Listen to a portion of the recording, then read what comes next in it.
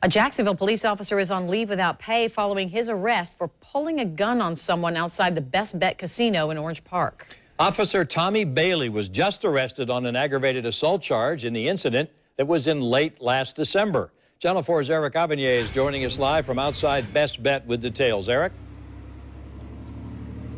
Well, we're finding out today that Officer Bailey was actually taken into custody at JSO by his own colleagues on a warrant out of Clay County. Now, according to the report, the off-duty officer was in this parking lot where he pulled a gun on an unarmed man with his back turned to the officer.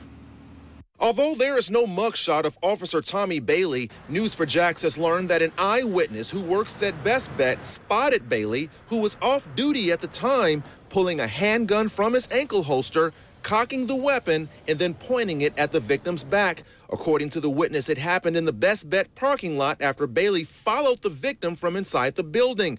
The witness told police the confrontation began at a poker table where the two men traded insults. The question we wanted to answer is why Bailey was carrying the concealed weapon. We contacted attorney Eric Friday, who specializes on carry and conceal laws. Under 790.06 Florida statute, there's a list of places where concealed carry holders are not legally allowed to carry their firearms. And I would tell you that in my experience, they generally comply with that list. But it does not apply to officers. And according to Friday, that includes off-duty officers. Police officers are lawfully allowed to carry their firearms basically anywhere in the state of Florida unless federal law prohibits it or unless their departmental policy tells them they can't carry there. I reached out to Best Bet and learned they have a policy for this. On-duty officers are allowed to have their weapons, but off-duty officers must let employees know if they want to carry their guns inside. Now, according to our sources, Officer Bailey is on unpaid leave while this matter remains under investigation. Reporting live in Orange Park, Eric Avenier, Channel 4, the local station. Eric, since this happened months ago, is there any explanation why Bailey was not arrested until now? Well, I have a really good answer for that, and that has to do with the fact that all that information from the original investigators was handed over to the state's attorney's office for them to review that information. Now, they had to review, obviously, statements from witnesses as well as the parties that are involved, and they also had to review some surveillance video that showed part of the crime taking place in this parking lot. That's why it took so long. Eric Avenier reporting to us live tonight from Orange Park. Thanks, Eric. Hey Charlotte County, this is Charlotte County COPWATCH, and I wanted to explain what fair use is. You can use pieces of news articles if you're doing it for news reporting, you have commentary, and you're doing it for education purposes. So that's what fair use is, as you can see right here. Another reason why I wanted to make this video is to let you know I have just joined with Patreon. A nice thing with Patreon, I make no money on YouTube. They took the money away years ago, and so this is another way to give, and it's a nice thing too because you can give monthly.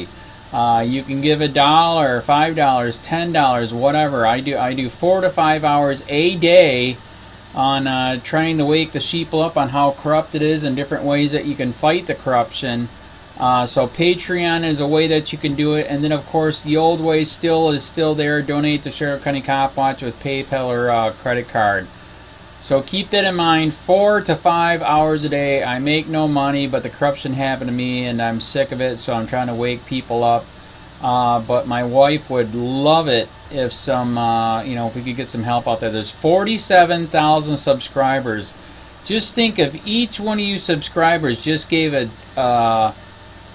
let's say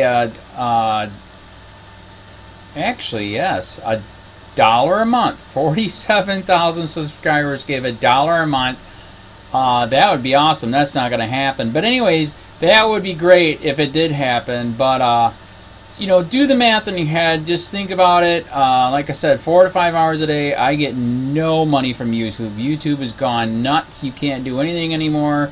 They're taking the money away everywhere. So these are a couple different ways that you can still help out with all this time that I put in. And as you know, I'm in a special situation where, at least I can do it. 4 to 5 hours a day. We have a cleaning company during the day. That's what allows me to do this, and we're debt free. So This is my hobby. I don't go fishing and all that other crap. I try to save the world. So help me out to make the wife happy, man. In fact, if you guys did give $1 a day, and there was 47,000 of you, and you did it, and each of you gave $1, and that was every month, oh my God, yes, I could quit. I could start suing them. Another idea too that we have is, you know, if I got, you know, some funds, we could actually contact everyone that has been ticketed and or arrested and put in jail and start sending them postcards to let them know we're here, and to see if everything went all right, and if it didn't, find out their story. So we could even do more investigations and more lawsuits. Lawsuits take money. So just think about that. You know, 47,000 of you so far right now. You know, $1 a day. I mean, $1 a month on Patreon, or $5 a month Patreon, 10, 20, whatever. Just do the math in your head. Help out. This is a lot of work every single day. Thanks.